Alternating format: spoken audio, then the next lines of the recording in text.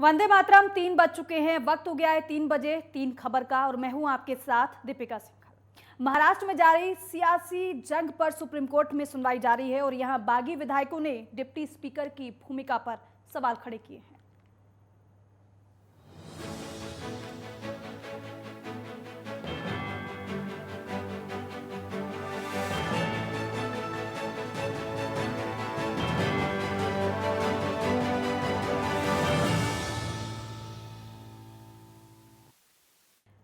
तो देखिए, महाराष्ट्र की सियासी जंग का जो ड्रामा इस समय चल रहा है महाराष्ट्र में, वो जो पूरा मामला है सुप्रीम कोर्ट पहुंच चुका है। सुप्रीम कोर्ट में इसको लेकर सुनवाई जारी है और यहां बागी विधायकों ने डिप्टी स्पीकर की भूमिका पर ही अब सवाल खड़े कर दिए हैं और ये कहा है कि डिप्टी स्पीकर को हटाने की एप्लीकेशन अभी लंबित है और इसीलिए उस पर फैसला होने से पहले वो विधायकों को अयोग्य नहीं ठहरा सकते हैं।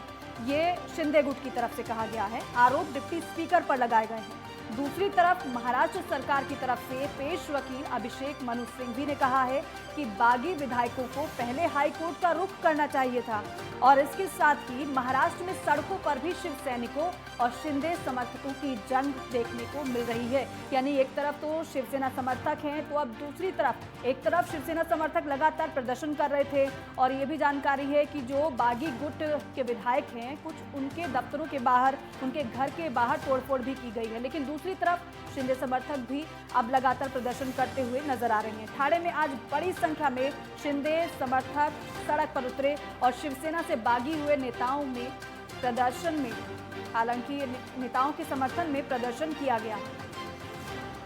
तो महाराष्ट्र संकट को लेकर सुप्रीम कोर्ट अब पूरा मामला ये पहुंच चुका है। शिंदे गुट की याचिका में बड़ा दावा किया गया है।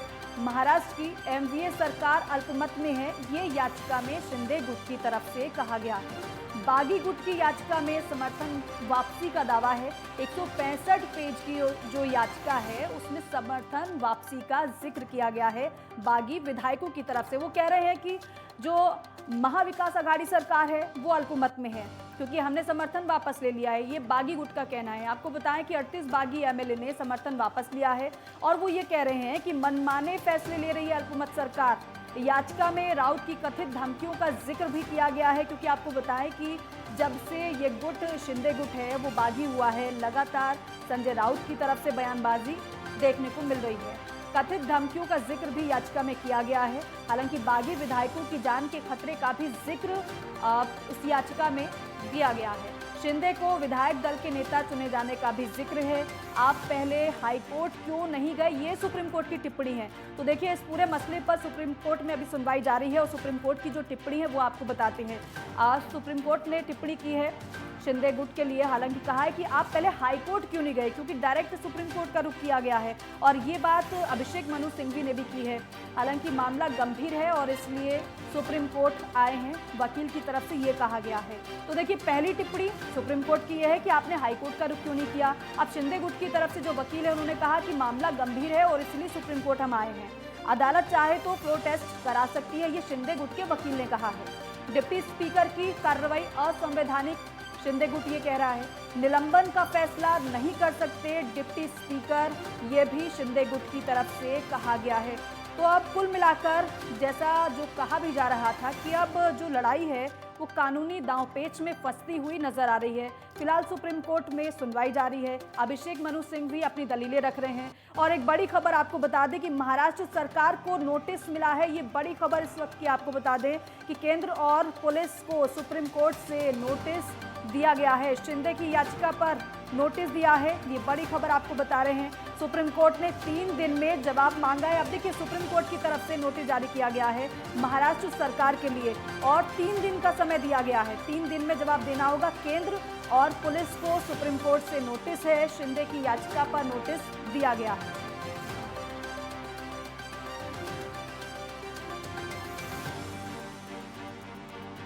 और ज्यादा जानकारी के साथ राजन मिश्रा मेरे सहयोगी हमारे साथ सीधे लाइव जुड़ गए हैं, उनका रुख करते हैं। राजन, सबसे पहले तो जो नोटिस जारी किया गया है सुप्रीम कोर्ट की तरफ से, उसको लेकर जानकारी दीजिएगा क्योंकि सुनवाई तो अभी जारी है सुप्रीम कोर्ट में।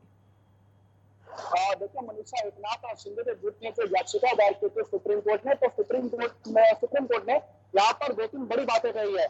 सुप्रीम कोर्ट ने पहले तो एकनाथ शिंदे गुट के जो वकील हैं उनको ये कहा कि आप डायरेक्ट सुप्रीम कोर्ट क्यों आए, आपने बॉम्बे हाई कोर्ट का रुख क्यों नहीं किया। तो ऐसे में एकनाथ शिंदे के जो वकील थे, जो एकनाथ शिंदे गुट के जो वकील थे, उन्होंने कहा कि ये जो पूरा मामला है वो पूरा मामला गंभीर है और इसी को लेकर हम सुप्रीम कोर्ट आए। लेकिन सुप्रीम कोर्ट ने जिस तरीके से कहा कि आप पहले हाई कोर्ट क्यों नहीं गए, तो इसको लेकर आवाज आ रही है। जी जी जी राजन, बोलिए राजन। हाँ जी बिल्कुल, और इसी को लेकर जो है अब सुप्रीम कोर्ट ने एक नोटिस दिया है जिसको महाराष्ट्र सरकार को 3 दिन में जवाब देना है। जी राजन ये जरा साफ करिएगा कि आज सुप्रीम कोर्ट की तरफ से नोटिस जारी किया गया है केंद्र को और पुलिस को और साथ ही साथ महाराष्ट्र सरकार को, उसमें क्या कहा गया है और आखिर 3 दिन का जो वक्त दिया गया है उसके बारे में भी जानकारी।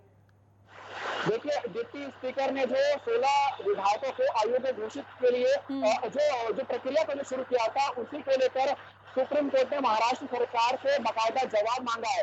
और दूसरी तरफ अगर बात करें तो सुप्रीम कोर्ट का ये भी जो स्टेटमेंट है काफी मायने रखता है। सुप्रीम कोर्ट ने जो है एकनाथ शिंदे के जो गुट है उनको ये साफ तौर पर कहा कि आप डायरेक्ट सुप्रीम कोर्ट का आपने रुख किया, आप हाईकोर्ट क्यों गए, आप हाईकोर्ट क्यों नहीं गए। और इसको लेकर एकनाथ शिंदे गुट के जो वकील थे उन्होंने कहा ये पूरा मामला गंभीर है और इसी को लेकर जो है हम सुप्रीम कोर्ट आए। वही दूसरी तरफ अगर बात करें इस पूरे मामले को लेकर ईडी की भी एंट्री हो चुकी है। और आपको बता दूं कि अभी मैं मौजूद है मुंबई के शिवसेना भवन का है। यहाँ पर शिवसेना के जो सांसद है संजय राउत अब से आधे घंटे पहले वो भी यहाँ पर मौजूद है।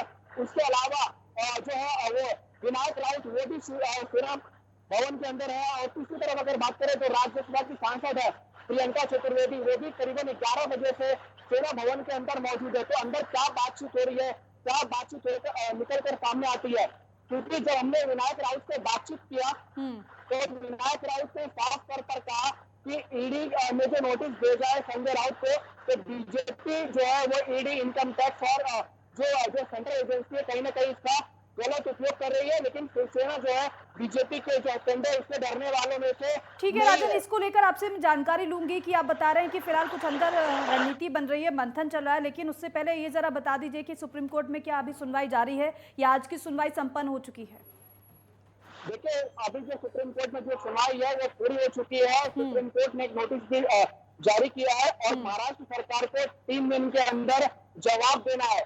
और ऐसे में अब ये देखना होगा कि 3 दिन के लिए फिलहाल जो है ये देखना होगा जी, क्योंकि जो 3 दिन का समय अब महाराष्ट्र सरकार को मिला है। जी लेकिन राजन आज अगर विशेष तौर पर आज, क्योंकि हम देख रहे हैं कि कई पन्नों की याचिका दाखिल की गई है शिंदे गुट के वकील की तरफ से, हालांकि और तमाम बातों का उसमें जिक्र है। वो ये कह रहे हैं, उस याचिका में ये भी कहा गया है कि हम पर लगातार टिप्पणी की जा रही है।